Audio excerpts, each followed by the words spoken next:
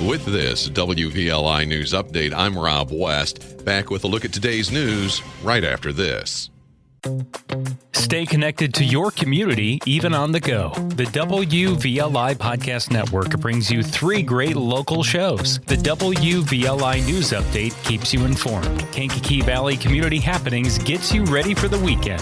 And This One Time in Kankakee shares the incredible stories of our area. Find the WVLI Podcast Network wherever you get your podcasts or at WVLI927.com.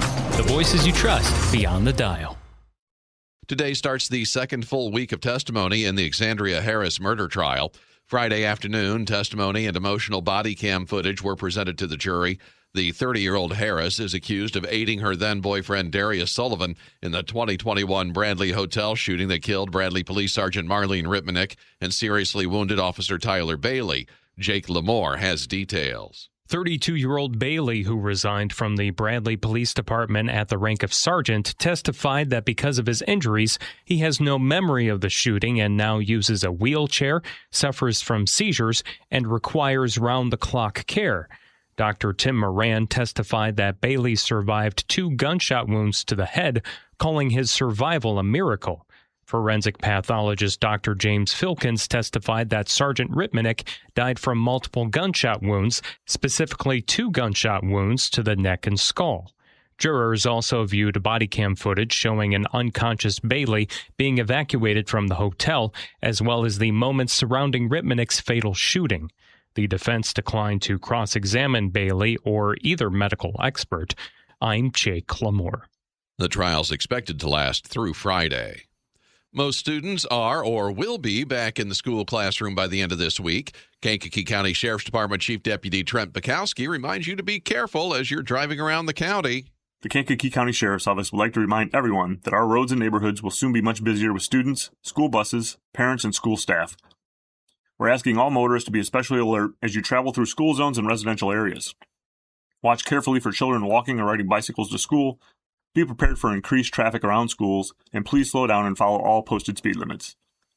Most importantly, remember that when a school bus stops, children may be getting on or off the bus. Never pass a stopped school bus when its red lights are flashing and stop arm is extended. Give yourself extra time, be patient, and remember that a few extra seconds could make the difference in protecting a child. The Kankakee County Sheriff's Office will be increasing our patrol presence in and around school zones as the new school year begins. Our goal is simple: to help make sure our children get to and from school safely. Let's all do our part to make safety a priority this school year. Slow down, stay alert, and watch out for our kids. A search warrant served at a home in Diamond in late June has resulted in a child porn arrest. In a Facebook post, the Grundy County Sheriff's Office says they helped the FBI serve a search warrant at a home in the 100 block of Kevin Drive in Diamond on June 30th.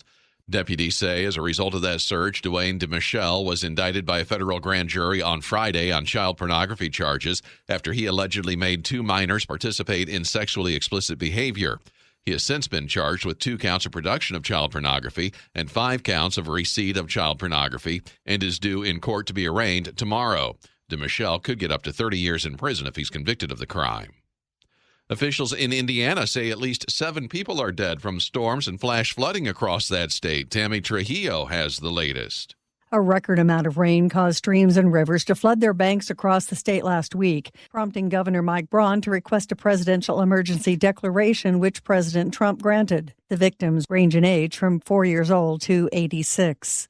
I'm Tammy Trujillo. Let's take a look now what's going on overhead this week with our notable night sky news. Here's Madeleine Shepley, astronomy professor and director of the Strickler Planetarium at Olivet. Welcome to your notable night sky news, where we update you on things of note in space in the night sky. Tomorrow night, 45 minutes after sunset, you can catch the moon and Venus near each other in the sky.